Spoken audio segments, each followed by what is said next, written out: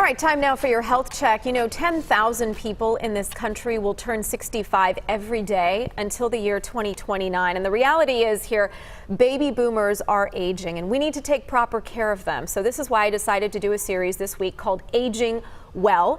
We begin today with proper planning and the 4 most important documents you need to help your parents get in order. The first one is a statutory durable power of attorney for finances.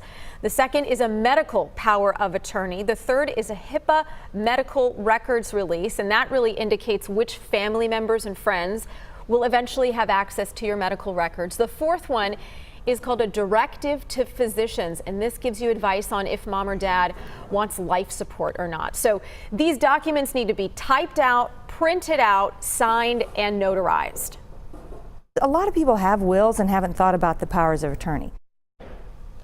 Your parents should keep one copy at their house, another one with a relative who's been named in the paperwork. All this information also could be stored on a flash drive, and you want to keep the medical documents on file with your doctor.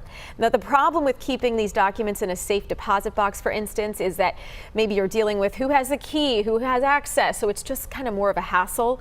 Another part of planning, baby boomers, you'll need to tell your family what you want. That is your responsibility. Do you want to be cared for at home? Can you afford home health care if you need it? You know, the average cost of that is $20 per hour. So round the clock, that is $14,000 per month. Yep. There are only 3 ways, you guys, to pay for long-term care. Private pay, which in DFW really can reach $14,000 a month. Long-term care insurance, which not a lot of people have, and public benefits like Medicaid and VA. So that attorney we heard from, Lori, told me one of the most common questions she gets is, will the government take my money to pay for my care? The answer is no. So in your paperwork, you need to name someone who can access your finances, pay for your care. No one else can sign for you if you haven't named them in writing. That will give them access to your bank accounts, your IRAs, your 401ks. And it needs to be someone you trust. It doesn't have to be your children. It doesn't have to be in birth order. It does not have to be your spouse. But you need at least, we prefer 2 people, 1 person as a primary agent and then an alternate because things happen. So these really are issues that elder law attorneys can help you to navigate. I've got a whole series, like I said, that we're planning to bring you, hopefully to help you with your families. All week long, we're going to be talking about different topics and issues. I know you guys have been part of this discussion and will weigh in. And if you give me just a little bit of time later, I'm going to post all of this on my Facebook page. So. And these are difficult conversations to have. I mean, these are not joyous conversations like, what if this happens? What if that happens? But we tend to be a culture that doesn't really want to address the really hard issues of aging and death and care and dying. I think it's time we have them. I think it doesn't have to be about death. The conversation can be about how do you want to live out these years, you know? You gotta have those conversations early. Yes. You Yes. You don't want to talk about it, but you do. So everything is in place once you get to that point. Yeah, my mom and I had them around 2005, and we didn't need to make a move until 10 years later, but thankfully we had them early. Yeah, don't have these conversations the last week of someone's life. So. My mom has been disabled since I was 14 years old. So when I was in my early 30s, she started having complications related to her brain injury, which she had sustained when she was 39. And I started to think, what does this look like long term? If she needs in-house care 24 hours, can we afford it? Are there options for insurance to cover it? What if she needs assisted living? And it was a process of learning that's fairly complicated. So a little help from Ron today on my Aging Well series this week. Like Ron, most of us will have to make pretty tough decisions when it comes to our parents' care. So today I want to break down what palliative care is and what hospice really means. Palliative care is an emerging term you may start to hear. Basically, it means managing symptoms for anyone facing serious illness.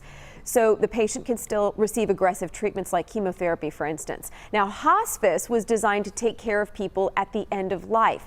That can happen at a home, in a hospital, a nursing home, anywhere they call home. So how does all this work? Well, a doctor has to write an order for hospice. The patient has to meet certain criteria because all of this falls under Medicare. It's part of your loved one's Medicare benefit. Medicare states the patient should have pretty much any diagnosis of 6 months or less, and your family gets a team of caretakers to help you with personal care. So when is the right time for hospice care? Perhaps there is tremendous weight loss. Perhaps the pain is increasing. Perhaps the tumor has grown to a point when the oncologist has told the person there is no further curative treatment. Perhaps the person's Alzheimer's is so bad to the point that the person is not verbalizing anymore. Now, interestingly, I think because people are somewhat scared of the idea of hospice, a lot of times they end up electing that benefit too late. But studies have shown that choosing hospice earlier can have better results than choosing nothing at all. You reduce a lot of the stress emotionally, psychologically, physically, spiritually. And when you do that, people's prognosis actually improves a little bit.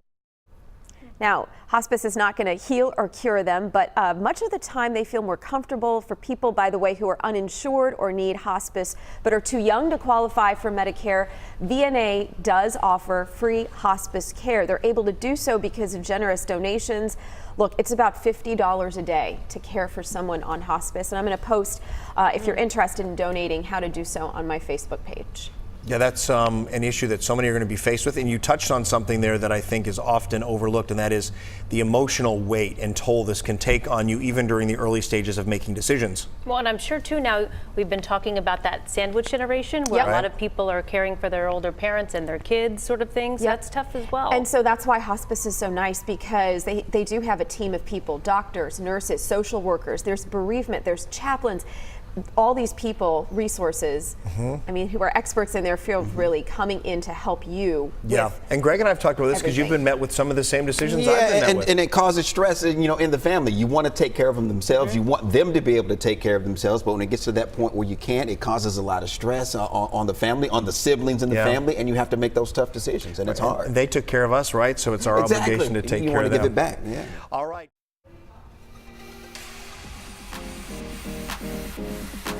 Well, it is time for Wellness Wednesday. There are, a lot of options when it comes to retirement living for seniors. The decision on where to put them depends really on what type of help they need on a daily basis. So here's a breakdown for you.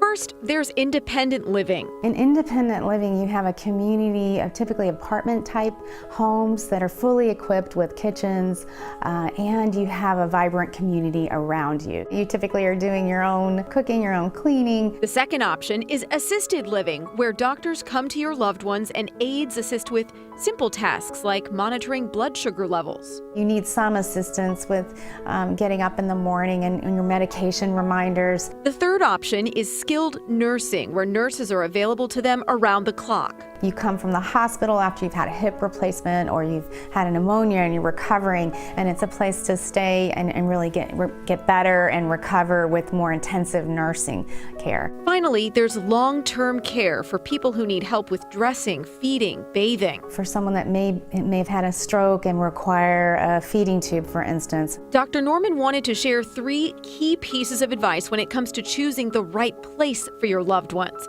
First, ask about on-site security. That provides a tremendous amount of comfort. Second, when it comes to cost, there is a huge range. Are you more dependent on a monthly cash flow where you might benefit more from a monthly fee?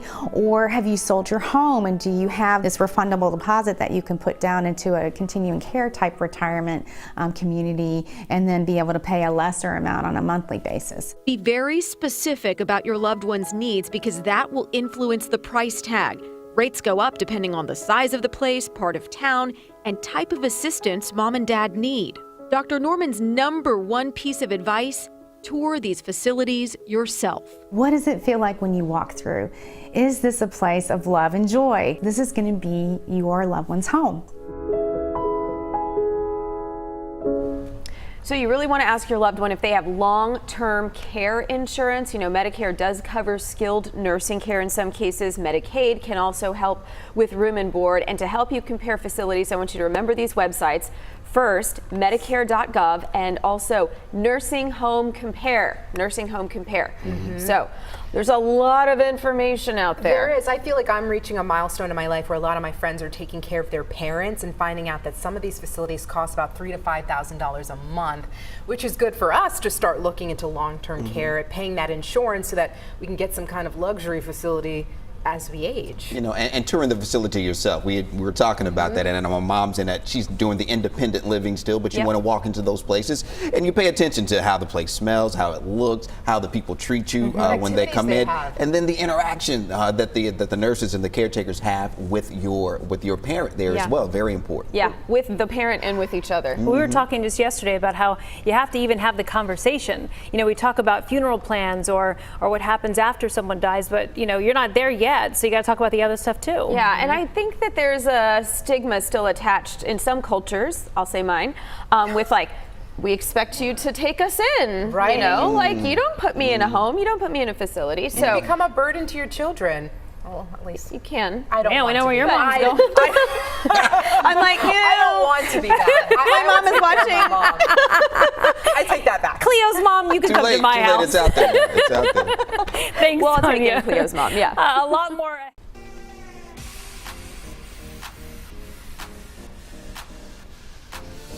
All right, welcome back. Our series on aging well continues this week, and having the talk with your parents can feel a little awkward, but really it's best to do while everyone is healthy and able to communicate their wishes.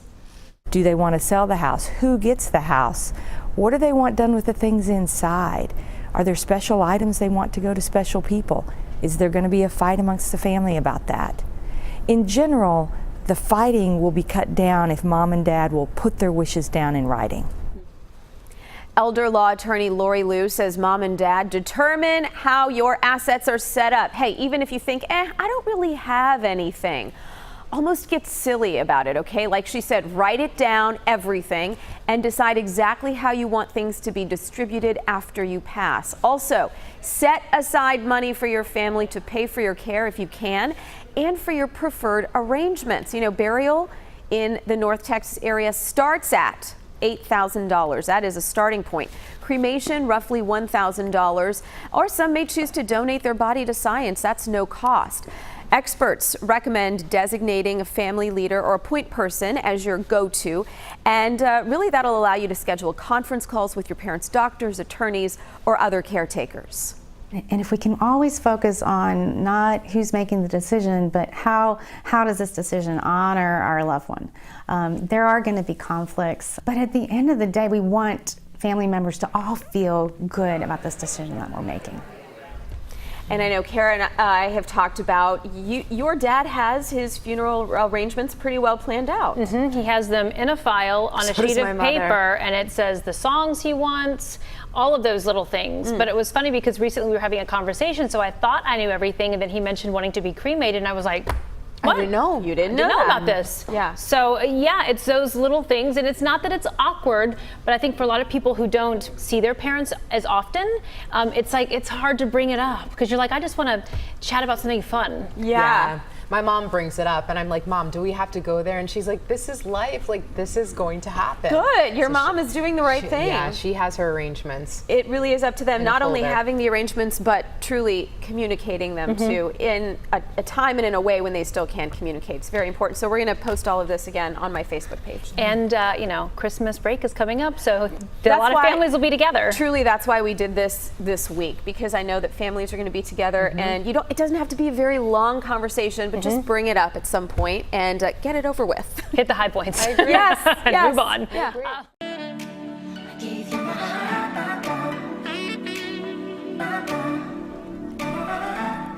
Welcome back to News 8 Daybreak. And you know, all week long we've been talking about aging well, and today really is about how volunteering can keep your heart and your mind healthy. So these are parts of studies cited in a Harvard Medical School health blog. People who volunteer on a regular basis, so say 200 hours a year, are less likely to develop high blood pressure.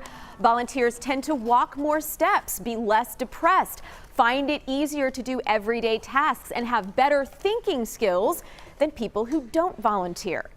Our staff arrives at around 4 o'clock in the morning. Behind the scenes, Meals on Wheels is a well-oiled machine. They make 5,000 to 6,000 meals to deliver to 4,500 homebound seniors. How are you? Those seniors live on less than $1,000 per month. Their average age is 70, and a majority of them women. Meals on Wheels! The meals are delivered every weekday by some paid staff and lots of volunteers. They just light up when you knock on their door and you give them a meal. Volunteers like Mary, who herself is 69 years old. There for the grace of God, go I. You know, I could be there alone, living by myself. It's very humbling. But Mary doesn't deliver alone. Let's go ahead and just grab the bag. She's part of 3 generations volunteering together. Her daughter Jennifer. I've been serving since I was a small child. It's been just part of my DNA. And granddaughters Alexis and Jordan. I was 10 years old when I first started delivering Meals on Wheels. And I was 6. I went up to the houses and then you saw the person that you were giving the meals to, and I probably didn't know what was happening, but I'm pretty sure that it made their hearts satisfied. With a heart for helping others, all agree volunteerism has brought them closer to their community and to each other. It makes them better kiddos to be around all types of different people, not people that just look like them, not people that have the same opportunities as them. The littlest impacts can have the greatest effect. Bye. You too. Here. Now, there are 1,000 people on the waiting list to be added to Meals on Wheels. 45 of those people, you guys, are over 90 years old. 250 people on that list are in their 80s. These are people in our community, okay? So it takes $6 a day to feed a senior. $6. I swear I spent $6 on a coffee earlier this week. So, VNATexas.org, we're asking you guys to give if you can. And we were showing video earlier, they're wrapping little gifts, and those will be given out to these recipients as well. Yeah, because a lot of these folks, they don't have family nearby or they don't see anyone for the holidays, and we want them to be able to receive gifts and have things to open. So a lot of times it's just a toothbrush or a washcloth, but to them it means something. Okay, that's a great story. More volunteers, the more people you can help. Yep. Thanks, Sonia. Thank you, guys.